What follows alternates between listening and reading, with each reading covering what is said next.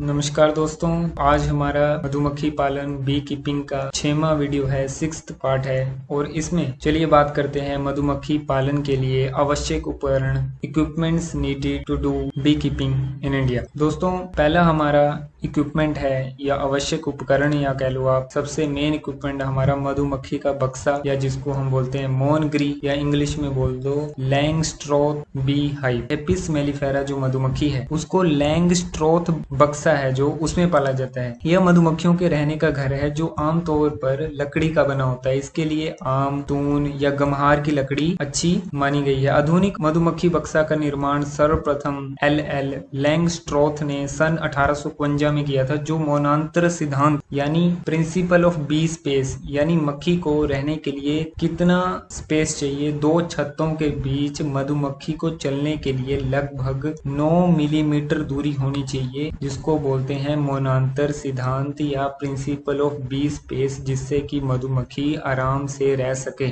इसको बोलते हैं मोनांतर सिद्धांत। मोन हो गया बी मधुमक्खी, और अंतर यानी इतना स्पेस, बी स्पेस, मोनांतर सिद्धांत यानी प्रिंसिपल ऑफ बी स्पेस। और ये 7 से 9 मिलीमीटर करता है एपिस सिराने के लिए। एपिस मेलिफेरा के लिए 9 मिलीमीटर की दूरी होनी चाहिए, और एपिस सिराने इंडिका जो देसी मधुमक्खी है, भारतीय मधुमक्खी है, उसके लिए 7 से 9 मिलीमीटर चलेगा। देखिए दोस्तों, मधुमक्खी के अगर जो गृह है उसके बारे में बात करें, मधुमक्खी का जो बॉक्स होता है, लैंगस्ट्रोथ बी हाइव है जो, उसके बारे में बात करें तो उसमें मुख्यतः 2 खंड होते हैं, 2 पार्ट्स होते हैं। नीचे का हिस्सा शिशु खंड यानी ब्रूड चैम्बर हम उसको बोलते हैं, यानी उसमें रानी मक्खी अंडे देती है। और ऊपर का हिस्सा होता है मधुखंड यानी सुपर, उसको इंग्लिश में बोलते हैं सुपर, और उसमें हनी शहद की फ्रेम्स होती हैं जहाँ पे मधुमक्खियां शहद इकट्ठा करती हैं। तो 2 तरह के हो गए, शिशु खंड और मधुखंड। शिशु और मधुखंडों के बीच चौखटें होती हैं यानी फ्रेम्स होती हैं उनके अंदर, जिसमें उपयुक्त मोनांतर होता है। हर एक फ्रेम के अंदर कुछ पर्टिकुलर स्पेस होता है जिससे कि मधुमक्खियां वहां पे आराम से रह सके। इन चौखटों में मोमी छत्ता घर लगाकर, यानी इसके अंदर हम कॉम्ब फाउंडेशन शीट लगाकर बक्से में लटकाई जाती है चौखटों के अंदर। इस प्रकार चौखटों को उठाकर निरीक्षण किया जा सकता है। चौखटों के बीच मोनांतर रखने के लिए यानी स्पेस रखने के लिए, बी स्पेस रखने के लिए चौखट के किनारे की पट्टियां ऊपरी भाग से चौड़ी होती हैं, ताकि चौखटे एक दूसरे के साथ सट कर ना बैठे, जिससे कि बी स्पेस रहे यानी मोनांतर सिद्धांत का पालन हो। इस मधुमक्खी गृह को लकड़ी या लोहे के बने हुए 15 से 25 सेंटीमीटर ऊंचे स्टैंड पर रखा जाता है, ठीक है, ताकि चींटी एवं अन्य शत्रु इस पर आसानी से ना चढ़ सके। तो दोस्तों, ये थोड़ी सी इंट्रोडक्शन हो गई आपको मधुमक्खी के बक्से में, या मोन ग्री में, या बी हाइव में, या लैंगस्ट्रोथ बी हाइव जिसको बोलते हैं। दूसरा हमारा इक्विपमेंट आ जाता है रानी रोक पट या क्वीन एक्सक्लूडर। ये दोस्तों होता है ब्रूड चैम्बर और सुपर के बीच में, यानी शिशु खंड और मधुखंड के बीच में ये होता है क्वीन एक्सक्लूडर इसको बोलते हैं, यानी रानी को रोकने का पट या द्वार, रानी को रोक पट, रानी रोक पट या क्वीन एक्सक्लूडर। दोस्तों, ये लोहे की पतली जाली होती है जिससे श्रमिक मधुमक्खियां आसानी से आ जा सकती हैं। इसके अंदर से श्रमिक मधुमक्खियां आर पार हो सकती हैं, यानी वर्कर हनी बीज तो आर पार हो सकती हैं, लेकिन रानी मक्खी नहीं आ जा सकती। शिशु तथा मधु कक्ष के बीच में, ब्रूड चैम्बर और सुपर के बीच में इसे लगा देने से क्या होता है कि रानी मक्खी मधु कक्ष में अंडा देने के लिए नहीं जा सकती। रानी मक्खी है वो ब्रूड चैम्बर में ही रहती है, वो ऊपर शिशु खंड में, वो ऊपर मधु खंड में नहीं आ सकती, जिससे श्रमिक मधुमक्खियों को मधु संचय करने के लिए, मधु को इकट्ठा करने के लिए, हनी को इकट्ठा करने के लिए अधिक जगह मिल जाती है ऊपर वाले चैम्बर। ठीक है दोस्तों, तीसरा हमारा आ गया धुआं करने वाला यंत्र, या जिसको हम स्मोकर बोलते हैं या धुआं दानी भी बोलते हैं। यह टीन का बना तथा भीतर से खोखला होता है। इसके एक सिरे से धुआं निकलता है। खोखले भाग में सूखे गोबर के टुकड़े, सूखी लकड़ी या कपड़े रखकर जला दिए जाते हैं। धुआं पतले भाग को दबाने से निकलता है। इसके द्वारा बक्सा निरीक्षण, अगर आपने बॉक्स का निरीक्षण करना है, ऑब्जर्वेशन करनी है, या मधु निष्कासन के समय या जब आप शहद निकालते हैं तो मधुमक्खियों को शांत इसके द्वारा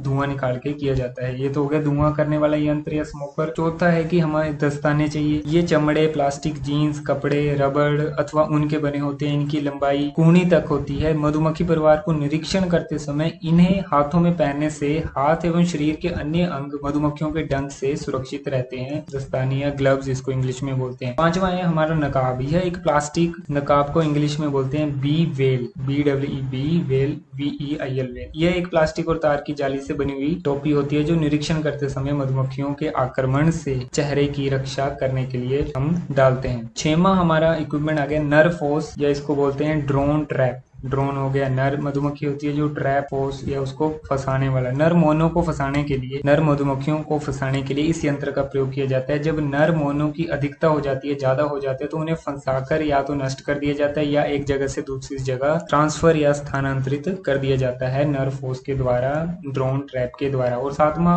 हमारा आगे द्वार रक्षक। ये पतली लकड़ी का बना होता है। इसका उपयोग बक्से के प्रवेश द्वार को घटाने के लिए किया जाता है। इसकी लंबाई बक्से के प्रवेश द्वार के माप की होती है। ये हो गया द्वार रक्षक हमारा। आठवां है डमी बोर्ड। ये लकड़ी का बना हुआ सपाट एवं चौखट के आकार का होता है, फ्रेम के साइज का होता है। इसके द्वारा मधुमक्खी के बक्से के आकार को आवश्यकता अनुसार घटाया बढ़ाया जा सकता है। कैसे? इसका प्रयोग मधुमक्खी की संख्या कम होने पर मनोबल बढ़ाने या बक्से में तापक्रम या टेम्परेचर को प्रॉपर नियंत्रित करने या रानी उत्पादन को बढ़ावा देने के लिए भी किया जाता है। इसके प्रयोग से मौनवंश छोटा रहने पर भी रानी उत्पादन किया जा सकता है। तो ये डमी बोर्ड है, एक तरह से ये फ्रेम का एक डमी है। फ्रेम नहीं है लेकिन फ्रेम की जैसी एक डमी है, ठीक है। तो इसका यूज आपको बता दिया कि अगर छोटा मौनवंश है उसको बढ़ाने के लिए रानी उत्पादन किया जा सकता है इसके द्वारा, डमी बोर्ड के द्वारा, ठीक है। और हमारा नौवां सबसे इंपॉर्टेंट आप कह सकते हैं मधु निष्कासन यंत्र या हनी एक्सट्रैक्टर हम इसको बोलते हैं इंग्लिश में। ये लोहे की चादर से बना ड्रम के आकार का यंत्र होता है जिसका ऊपरी सिरा पूर्ण रूप से खुला रहता है। इसके अंदर नाचने वाला एक पिंजरा होता है जिसका लगाव एक ऊपर लगे गियर पहिए से होता है। जब पहिए को गियर से आप नचाते हैं या चलाते हैं तो पिंजरा अपने आप नाचने लगता है। मधु से भरे छत्तों के कोष्ठों की ऊपरी मोमी टोपी को, जब हम मोमी टोपी को हटा देते हैं कोष्ठों की चाकू से हटाकर पिंजड़े में बनी जगहों में रख दी जाती है वो फ्रेम, तो जब गियर पहिए में लगे हैंडल से नचाने पर पिंजड़ा काफी तेजी से नाचता है। तो मधु भारी होने के कारण सेंट्रीफ्यूगल फोर्स की वजह से कोष्ठों से अलग होकर ड्रम की दीवारों पर गिरता है जिससे वो तल पर जमा होता जाता है। तल पर से मधु के बर्तन में हम मधु को इकट्ठा कर लेते हैं। इससे अधिकांशतः या ज्यादातर 2 फ्रेम या 4 फ्रेम होते हैं इसमें, लेकिन बड़े पैमाने पर शहद निष्कासन के लिए, हनी एक्सट्रैक्शन के लिए 20 फ्रेम का मधु निष्कासन यंत्र, हनी एक्सट्रैक्टर यंत्र भी उपयोग किया जाता है जिसे बिजली या जनरेटर से हम चलाते हैं। तो ये मधु निष्कासन यंत्र हो गया, हनी एक्सट्रैक्टर हो गया। 10वां है बकशूट थैला, या जिसको इंग्लिश में हम बोलते हैं स्वाम बास्केट। ये कपड़े का बना एक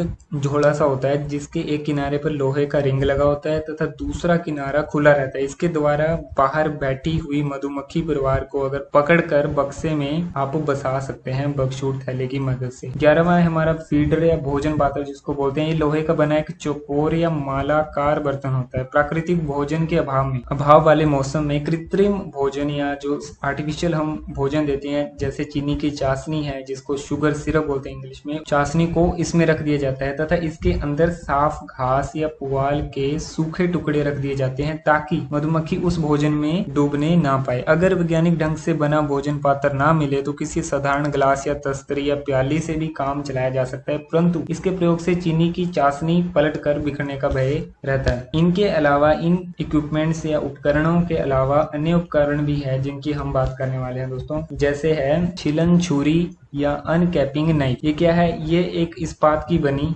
लगभग 10 इंच लंबी 2 इंच चौड़ी छुरी होती है जिसके दोनों तरफ तेज धार होती है। इससे क्या होता है, छत्तों के बंद मुंह को छीला जाता है जिससे कोशों के ऊपर लगी मोमी टोपी समान रूप से कट जाती है और मधु आसानी से मधु निष्कासन यंत्र के द्वारा निकाल लिया जाता है। इसको बोलते हैं अनकैपिंग। कैप चढ़ी हुई है उसको अनकैप करना है तो उसको बोलते हैं अनकैपिंग नाइफ, ठीक है। अगला हमारा इक्विपमेंट है बी ब्रश। ये बालों अथवा मुलायम नारियल की रेशों से बना होता है। इसके द्वारा मधुमक्खियों को शहद निकालने के समय छत्तों से अलग किया जाता है। इसके प्रयोग से मधुमक्खियों को चोट नहीं लगती, ये इसका फायदा है।